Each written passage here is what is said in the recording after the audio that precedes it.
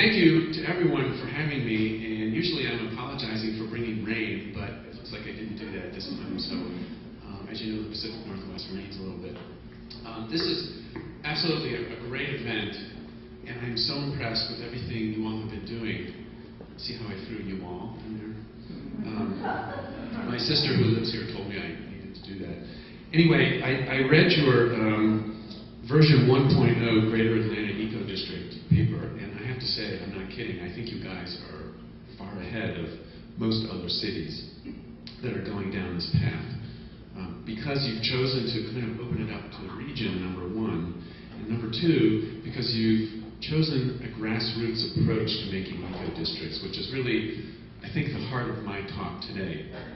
So I'm going to begin the talk by talking a little bit about the context for eco-districts, you know, why cities, why eco-districts, and I'm going to spend a little bit of time talking about kind of some classic examples of eco-districts.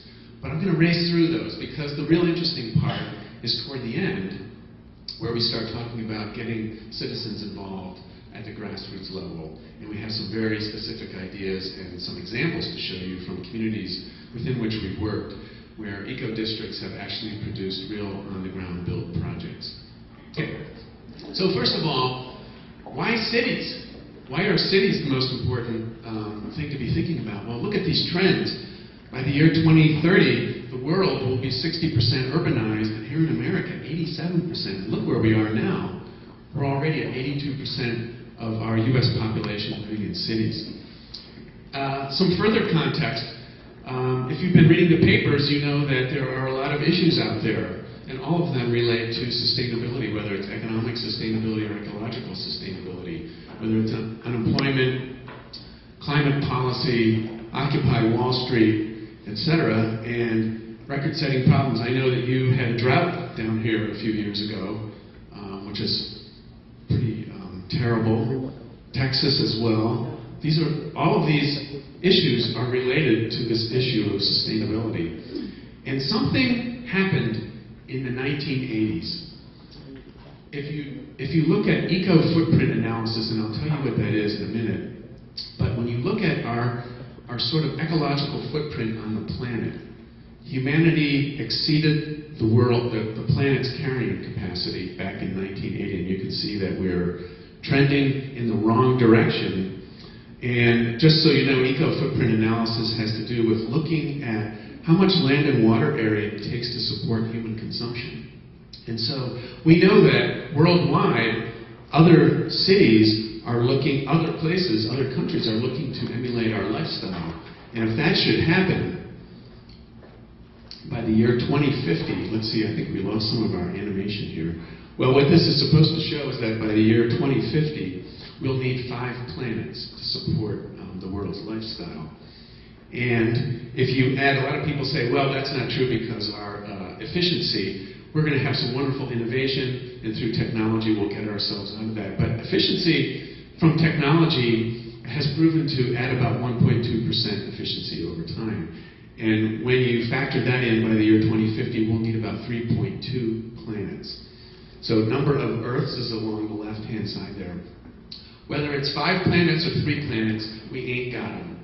We got 1 planet, and we got to figure out what to do with it, right? And so that's really what this is all about. And so, in terms of energy costs, I thought I'd give you a little bit of context. I hope you know this. Portland, Atlanta, Phoenix, and Boston, we did a study a while ago of the Living Building Challenge and what is the cost premium for building way beyond platinum in 4 cities with different building types. And in the course of that, we discovered that different places, of course, have different energy costs, Boston being way up there. Little old Portland, which tends to be an innovator in energy, I don't know why to this day, because we have the cheapest energy costs. Some of the cheapest energy costs because of our hydroelectric power. You're more expensive than us. You're tied with Phoenix, but not as bad as Boston. So you have some incentive. In terms of water, you are one of the most expensive cities in terms of water costs, far more than Portland. And when you start looking, at combined water and sewer rates, and for some reason I think we've lost the animation here. Well, that's unfortunate because the highest cost of water and sewer is Atlanta, Georgia. And so Portland was not even on the list, I believe, so number one was Atlanta. So you have some economic reasons why you should be thinking about sustainability, beyond that it's just a good thing to do. So truly, as Suzanne said, this is an opportunity for all of you entrepreneurs to begin thinking about how to make this business proposition an opportunity to innovate. And when you look at energy efficiency across the country, there's a lot of different tiers. Where I come from, Portland, it happens to be in the top tier where I was born, Detroit, Michigan, last place. Look at that, just like the Lions, Detroit Lions, last place. But Atlanta, you're kind of comfortably in the middle. So are you happy being average? So you have a little bit of work to do to get into the top tier as well in terms of energy efficiency. So, but why EcoDistricts? And I had the good fortune of spending a lot of time with some really brilliant people, some of them from the Arab Partnership in San Francisco. And recently a bunch of us got together and we said, you know, at what scale, what is really the sort of business case for sustainability? At what scale do a lot of these sort of technologies actually optimize? And so we did a little thought experiment, not based on anything other than our collective wisdom, which in the room at the time was about 400 years of being involved in some of this stuff. And what we found is that for things like energy, you can see cogen, microgrids, photovoltaics, they tend to optimize at something called the campus scale, which is about 10,000 people, which roughly corresponds to a neighborhood, an urban neighborhood, suburban neighborhood.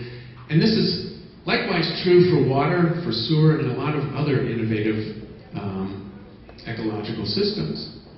And so thus was born the case for EcoDistricts, that we're really talking about a neighborhood scale. We're really talking about a district scale. It's interesting to think about it as a city, or as a block, or your own house, but what really matters is taking it to the community scale. And so, what is an eco-district? It's nothing more, it's a fancy term for a geographically defined area within which people are trying to work together to optimize many of these systems to create a sustainable place. And so, what are the drivers of an eco-district? In Portland, there were policy implementation. We undertook pilots.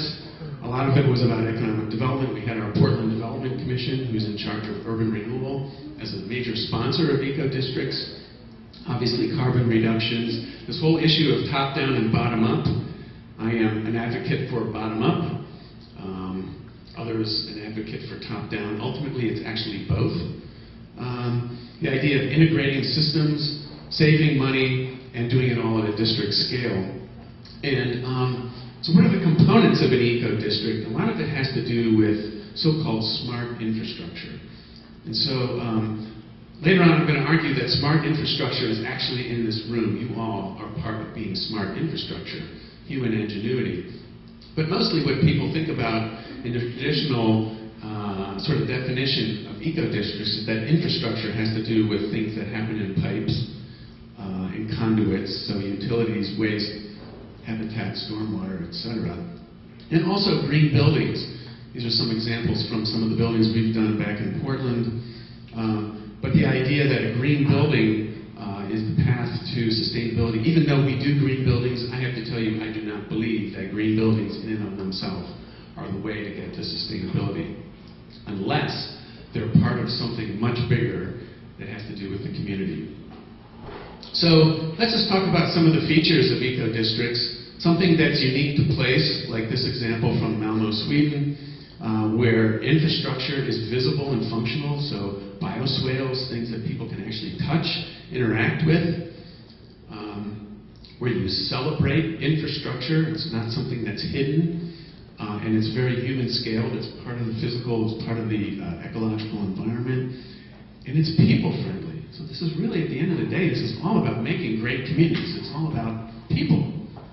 And so there are a number of cities across America who are undertaking this EcoDistrict challenge. And these are two groups of people who, representatives of whom from these cities showed up in Portland for the last 2 years. I personally facilitated the Bend, Oregon table and the Philadelphia, Pennsylvania table to start thinking about EcoDistricts. And this is where I come back to what you all have done in Sustainable Atlanta. They were trying to work toward producing a report that you have already done. So as I said to Suzanne beforehand, you're the guys that are building the bomb in your garage. Well, everyone else hired a professional bomb builder.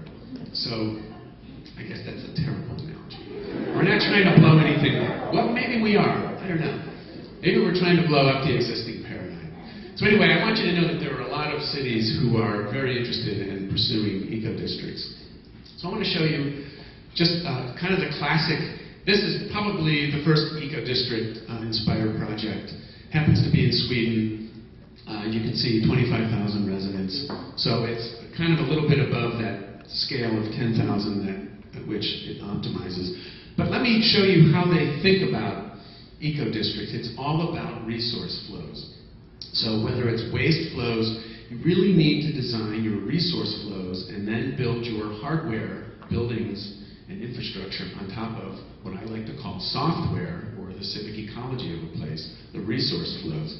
So whether it's waste, whether it's energy, or whether it's water, they all form the basis for creating what turned out to be, a wonderful community there in Sweden. So their waste system, this is just sort of what got built. This is the actual hardware, but it's really based on that previous diagram of flows. And you can see that some of these systems get pretty exotic. This one happens to be a community-scale waste collection system. And those things I just showed you, these are giant-sized vacuum cleaners, so you can just kind of put your stuff in there and it sucks it away and takes it to a central plant where it's processed and turned into energy or recycled. Waste-to-energy plants, so you see a lot of things like this.